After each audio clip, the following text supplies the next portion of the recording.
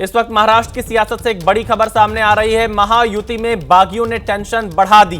NCP Ajit गुट के नेता नवाब मलिक का बयान, मैं अपना पर्चा वापस नहीं लूंगा, अब पीछे देखने का कोई सवाल ही नहीं। नवाब मलिक का यह कहना है। नवाब मलिक आगे कहते हैं कि बीजेपी और शिंदे गुट मुझे हराना चाहते हैं।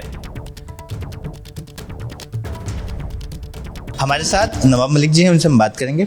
सर, कल नामांकन वापस लेने की आखिरी तारीख है। क्या बीजेपी या एनसीपी, आप ही के दल या किसी का ऐसा दबाव है आप पर कि आप नामांकन वापस लीजिए? क्योंकि महायुति के दो उम्मीदवार आप जहां से खड़े हैं वहां पर खड़े हैं। देखिए, महायुति का उम्मीदवार है, मैं राष्ट्रवादी कांग्रेस पार्टी का उम्मीदवार हूँ। खुलेआम बीजेपी के लोगों ने कहा है कि वे शिवसेना के उम्मीदवार के साथ हैं। पार्टी ने मुझ पर विश्वास जताया है, मैंने नामांकन भरा है, तो मैं चुनाव लड़ूंगा। मुझ पर ना कोई दबाव है, ना कोई मुझसे कह रहा है कि आप वापस लें। जब उन्हें विश्वास है कि मैं चुनाव लड़के जीतूंगा, इसीलिए हमारे नेताओं ने मुझे उम्मीदवार बनाया है। लाख विरोध हो फिर भी हम चुनाव जीतेंगे। बीजेपी के सूत्र कहते हैं कि वो लगातार पहले ही अजित पवार ने कहा था कि वो आपको टिकट नहीं देंगे, लेकिन अचानक से आपको टिकट दिया। किसी तरह का दबाव अजित पवार पर है? अगर दबाव में अजित पवार आते तो मुझे चुनाव में एबी फॉर्म जारी करते। कहीं ना कहीं वो दबाव में नहीं है। हमारी पार्टी का एक सामूहिक निर्णय है कि मुझे चुनाव लड़ाया जाए। मैंने नामांकन भरा है, अब नामांकन वापस लेने का सवाल ही नहीं उठता। भारतीय जनता पार्टी और शिवसेना मेरे खिलाफ चुनाव लड़ रही है, लेकिन एक बात साफ कर दूं कि लोकसभा में मात्र 28,000 वोट भारतीय जनता पार्टी को मिले थे। जो भी चुनाव लड़ेगा, एक उत्तर भारत में कहावत मशहूर है कि भाटा बाढ़ के लौकी ना होए, तो 28,000 से ज़्यादा वो पा नहीं सकते। जो भी कितना भी विरोध कर लें, 8,000 के भीतर ही शिवसेना का उम्मीदवार सिमटेगा और हम भारी मतों से जीतेंगे। क्या महाराष्ट्र की कई सीटों पर फ्रेंडली फाइट के लिए पार्टियां तैयार हैं, जैसे कि एक ही गठबंधन में दो उम्मीदवार खड़े हैं? नहीं, इस तरह से मुझे भी रिपोर्ट आ रही है कि चाहे एमबीए हो, चाहे महाविकास आघाड़ी हो या महायुति हो, हर जगह पे अलग अलग दलों के उम्मीदवार हैं। अब जब तक नामांकन वापस लेने का समय बीत नहीं जाता है, जब तक ये कुछ कहा नहीं जा सकता। लेकिन हमारे यहाँ जो चीज़ें हैं वो स्पष्ट है कि हम चुनाव लड़ेंगे, चाहे जो चुनाव लड़े या ना लड़े, लेकिन हम चुनाव लड़ेंगे। क्या आपको मनाने की कोशिश की जा रही है? मुझसे तो किसी नेता ने आज तक बात नहीं की। मुझे उम्मीदवार बनाया गया है, इसीलिए बनाया गया है कि मैं चुनाव लड़ूं। मुझे कौन बनाएगा? मेरा विरोध हो रहा है। हम तमाम विरोध के बावजूद दोनों सीटें जीतेंगे। महाराष्ट्र ये जानना चाहता है, क्योंकि हर एक किसी की नज़र आपकी सीट पर है। आप महायुति के घटक दल हैं, लेकिन आप खुद कह रहे हैं कि मैं एनसीपी की टिकट से लड़ रहा हूं। तो क्या आप महायुति में हैं या सिर्फ एनसीपी को आप महायुति में नहीं मान? मतलब एक अलग तरह का पजल है। कोई पजल नहीं है। मेरे खिलाफ भारतीय जनता पार्टी है, मुझे भारतीय जनता पार्टी हराना चाहती है, लेकिन लोग मुझे जिताना चाहते हैं। मुझे शिवसेना हराना चाहती है, लेकिन लोग मुझे जिताना चाहते हैं। जिस किसी को शिवसेना, ये शिंदे साहब की, आपको मैं बता दूं, मुझे जितना दबाएंगे उतनी ताकत से मैं उछलूंगा। ये लोगों को समझना पड़ेगा। ये कैसा गठबंधन की नीति है कि आप ही गठबंधन घटक दल आप ही को दबाना चाहते हैं? पता नहीं मुझसे इतना प्यार लोगों को क्यों है। पूरा देश, पूरा महाराष्ट्र जानता है कि नवाब मलिक से लोगों का क्यों इतना प्रेम है। इसकी मुझे वजह बताने की जरूरत नहीं, और वो वजह जग जाहिर है। तो देखिए, नवाब मलिक का दावा है कि वो अपना पर्चा वापस नहीं लेंगे, वो चुनाव लड़ते रहेंगे। और इसी बीच अजित गुट की नेता सना मलिक का भी एक बड़ा बयान सामने आया है। सना मलिक का कहना है, हम पूरी ताकत से चुनाव लड़ेंगे। सना मलिक सवाल पूछती हैं कि फ्रेंडली फाइट क्या होती है। मेरी सीट पर भी शिंदे गुट ने उम्मीदवार उतारा, सना मलिक ने बयान दिया। नवाब मलिक की बेटी हैं सना मलिक। साथ सना मलिक हैं, हम उनसे बात करेंगे। सना जी, आप अभी फिलहाल एनसीपी में हैं, महायुति के आप घटक दल हैं। आपके सामने भी आप ही की घटक दल का एक नेता खड़ा है। देखिए, 172 अणुशक्ति नगर विधानसभा के क्षेत्र में अजित दादा ने हमें राष्ट्रवादी कांग्रेस पार्टी घड़ी सिंबल पे एबी फॉर्म दिया। हमने पर्चा दाखिल किया, और पर्चा दाखिल करने के बाद हमें पता चला कि उधर धनुष्यबाण सिंबल पे शिवसेना का भी एक कैंडिडेट खड़ा है। जहाँ तक हमारी जानकारी थी कि अजित दादा पवार के लिए ये दोनों सीट छोड़ी गई थी, मानकुर शिवाजी नगर और अणुशक्ति नगर। अभी हमारे वरिष्ठ नेताओं के साथ किसकी क्या बात हुई हमें उसकी जानकारी नहीं, लेकिन हम लोगों के बीच में उतर के पहले भी काम करते थे, चुनाव के मैदान में भी वैसे उतरे हैं और हम निश्चित तौर पे ये जानते हैं कि लोग जो जनता है वो हमारे साथ है और हमें पूरा भरोसा है कि वो हमें चुन के देंगे।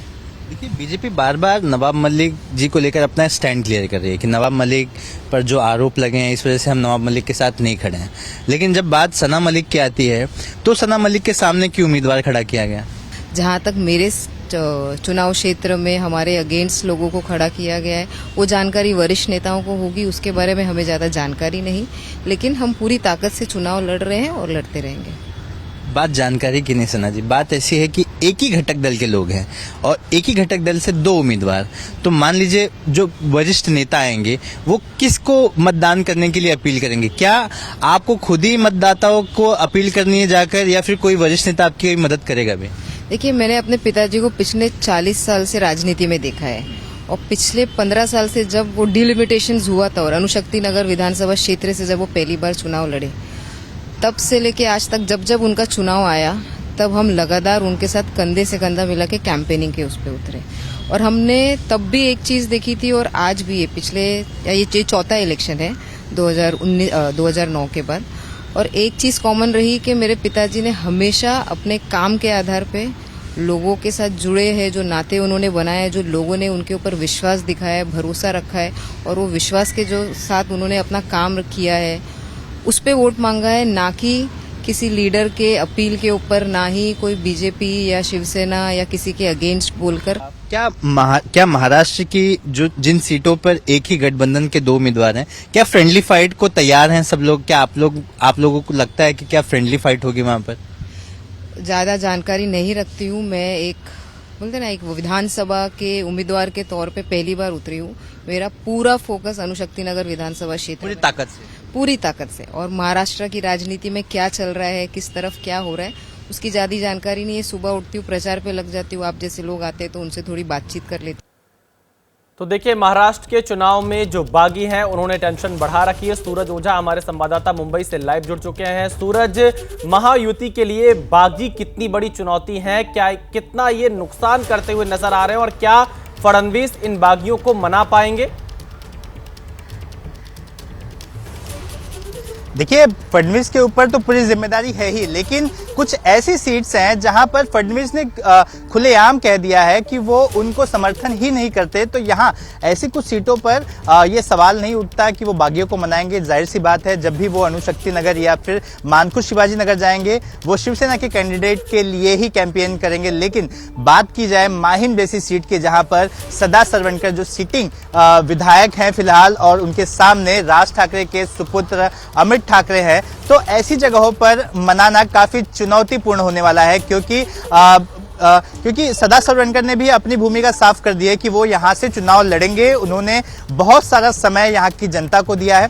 तो कई ऐसी सीट्स हैं जहां पर मनाने को लेकर अभी भी कोई क्लैरिटी नहीं है। कल ही कोई क्लैरिटी आ पाएगी कि कितने लोगों ने फडणवीस की बातों को गंभीरता से लिया है, उनकी बातों को माना है। रही बात सदा सरवणकर की, तो बीजेपी सूत्रों ने बताया है कि सदा सरवणकर को एमएलसी का ऑफर दिया गया है कि आपको हम एमएलसी बना देंगे, विधायक बनाएंगे, आपको विधान परिषद में भेजेंगे। लेकिन अब भी इस ऑफर को वो न मानते हुए वो चुनाव लड़ने के लिए मैदान में खड़े हैं। जी, बहुत शुक्रिया सूरज पूरी जानकारी देने के लिए। तो देखना यही होगा कि फडणवीस क्या बागियों को मना पाएंगे। यहां पर आगे बढ़ते हैं, अगली खबर भी महाराष्ट्र विधानसभा चुनाव से जुड़ी हुई है। महाराष्ट्र में प्रचार करेंगे प्रधानमंत्री नरेंद्र मोदी। 14 नवंबर को मुंबई में पीएम मोदी की सभा होगी, शिवाजी पार्क में होगी पीएम मोदी की बड़ी जनसभा। महायुति के बड़े नेता भी जनसभा में मौजूद रहेंगे। तो प्रधानमंत्री नरेंद्र मोदी भी महाराष्ट्र में चुनाव प्रचार करेंगे। 14 नवंबर को मुंबई के शिवाजी पार्क में पीएम मोदी की बड़ी जनसभा का आयोजन किया जाएगा, जिसमें गठबंधन के जो एनडीए के जो घटक दल हैं वो इस रैली में, इस जनसभा में मौजूद रहेंगे। महाराष्ट्र विधानसभा चुनाव के लिए पूरी ताकत बीजेपी ने झोंकी है हरियाणा के बाद से, और अब प्रधानमंत्री नरेंद्र मोदी चुनाव प्रचार के लिए चुनावी मैदान में उतरेंगे। दिल्ली के आनंद विहार रेलवे स्टेशन पर भी छठ पूजा में घर जाने वालों की भारी भीड़ लगी है। यहां भी अव्यवस्था का आलम देखने को मिला। कुछ लोग ट्रेन का टिकट नहीं मिलने से परेशान दिखे, तो साथ ही ट्रेनों के संचालन में देरी ने भी लोगों की परेशानी को बढ़ा दिया है। एबीपी न्यूज संवाददाता मेघा उपाध्याय की यह रिपोर्ट देखिए।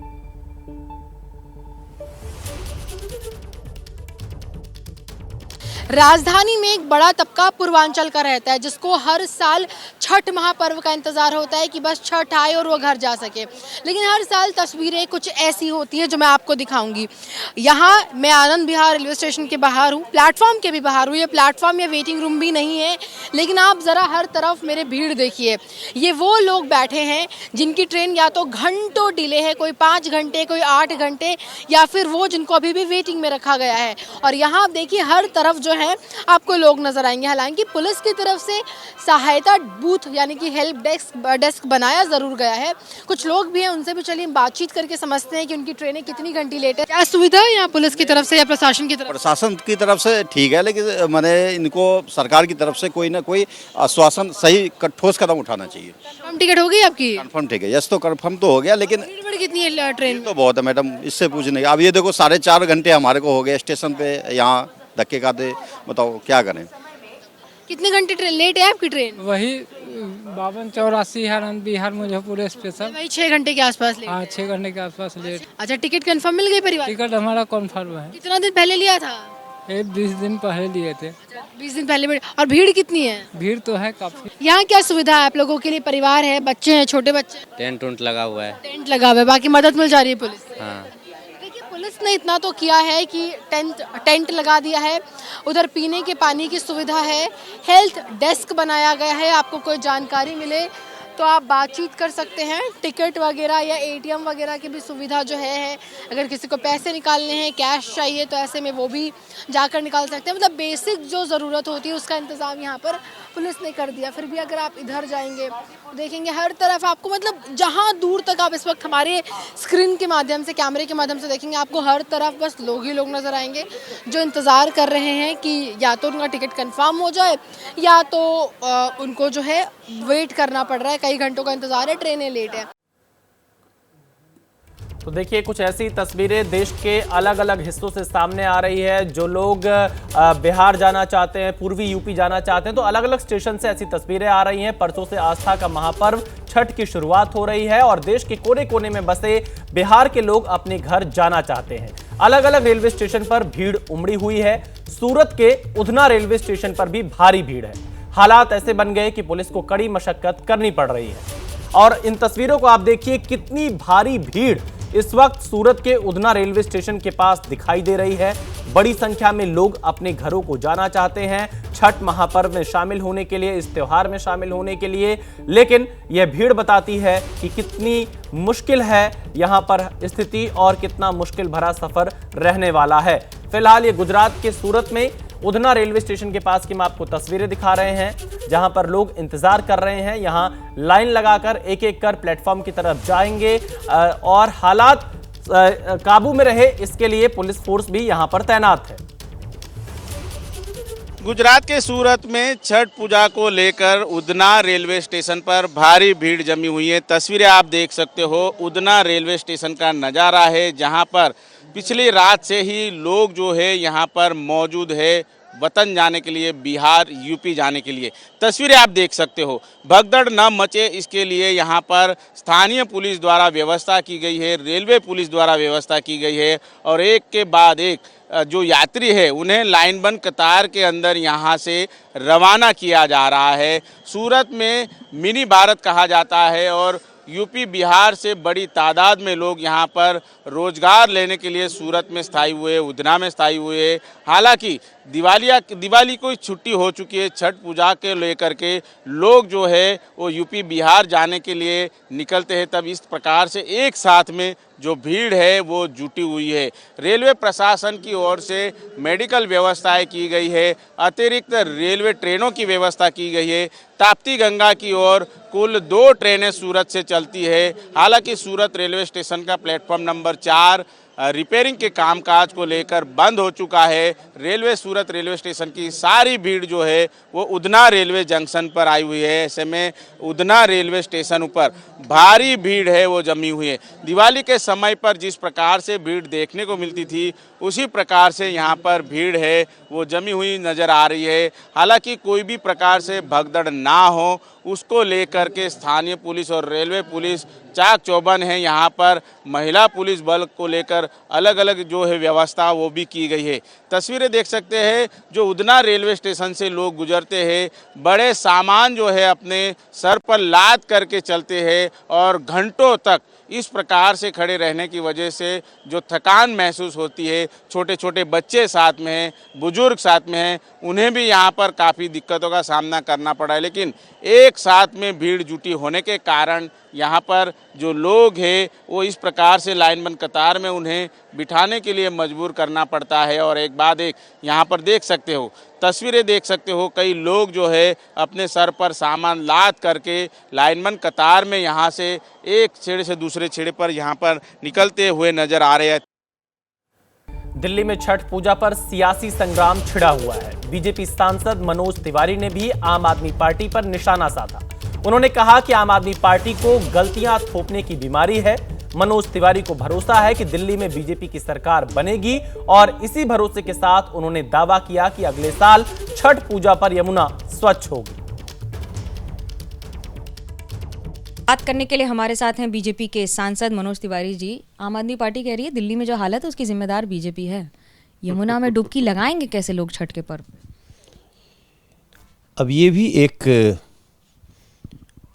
कमाल का थॉट है कि सरकार आम आदमी पार्टी की दिल्ली सरकार में भी, एमसीडी में भी, और उसके बाद भी दोस्त बीजेपी को, जो 26 साल से जिसकी सरकार ही नहीं है दिल्ली में। हम समझ गए हैं, दिल्ली भी समझ गई है कि आम आदमी पार्टी को सिर्फ झूठ और लूटने का तरीका आता है। दिल्ली आज ही जा चुकी है। No need of any statement, अब कुछ कहने की ज़रूरत नहीं है। बकैती बहुत हो गई, आम आदमी पार्टी की बकैती सुन ली दिल्ली ने। हम भी कहते कहते थक गए। दिल्ली में 2 महीने बाद चुनाव होगा, सरकार बनेगी। मुझे पूरा विश्वास है बीजेपी की सरकार बनेगी और हम इस सारी समस्याओं का अंत करने के लिए मुश्किल से 2.5 से 3 साल का समय लेंगे। आप कैसे करेंगे? आप कैसे पूजा करेंगे, पूजन अर्चन करेंगे छठ पर जब यमुना का ये हाल है? यमुना जी स्वच्छ होंगी और अगली छठ पूजा, आज हम 2024 में हैं, 2025 की छठ पूजा मैं सभी लोगों को बता दूं जो देख रहे हैं कि यमुना जी पर होगी, धूमधाम से होगी। और ये दिल्ली के लोगों को भारतीय जनता पार्टी का वचन है। वचन तो आप दे रहे हैं। आज ही गृह मंत्री अमित शाह ने संकल्प पत्र भी जारी किया है जहां पर कहा है कि झारखंड में इस बार यूनिफॉर्म सिविल कोड लागू होगा। क्या दिल्ली में भी करेंगे? यूनिफॉर्म सिविल कोड हम पूरे देश में लागू करना चाहते हैं और दिल्ली भी उसका एक बहुत बड़ा जगह है जहां आवश्यकता है। दिल्ली में चूंकि हमारी सरकार नहीं है, जैसी सरकार आएगी हम यूनिफॉर्म सिविल कोड लगाएंगे। कहीं कहीं हम यूनिफॉर्म सिविल कोड के कुछ बातें, जैसे झारखंड में उसमें आदिवासी समाज वो शामिल नहीं है, तो इसी तरह से उसकी कुछ रिजर्वेशंस हैं। हम आरक्षण का सम्मान करते हैं और उस आधार पर आगे बढ़ रहे हैं। जमीयत उलेमाए हिंद का संविधान संरक्षण सम्मेलन आज दिल्ली में चल रहा है। इस सम्मेलन में वक्फ संशोधन विधेयक और मुस्लिम समाज को लेकर आपत्तिजनक टिप्पणियों पर मंथन हो रहा है। इस बैठक में जमीयत उलेमाए हिंद के अध्यक्ष मौलाना अरशद मदनी ने कहा कि आज की सरकार बैसाखी की सरकार है। नीतीश और चंद्रबाबू नायडू के सहारे सरकार चल रही है।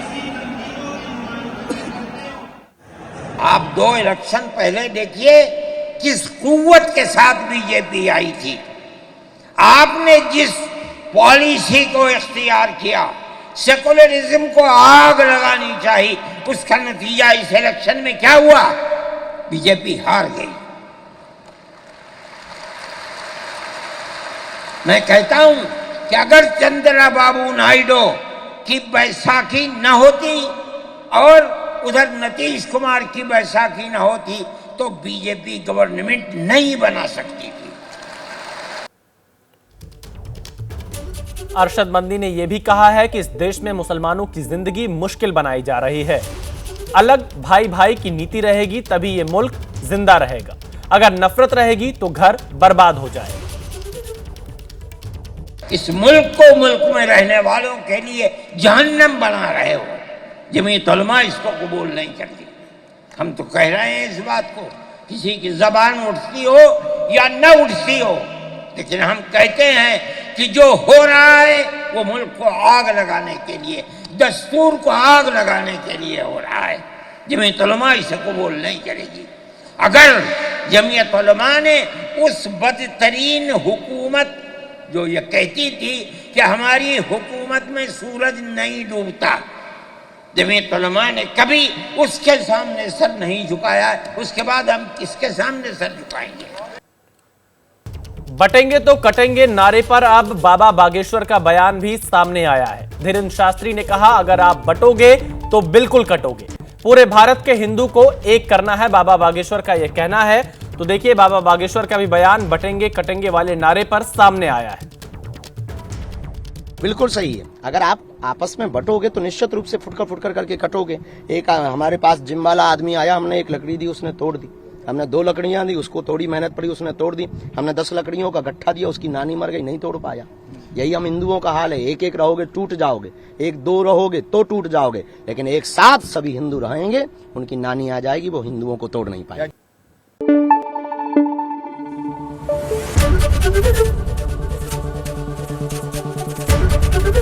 एबीपी न्यूज आपको रखे आगे।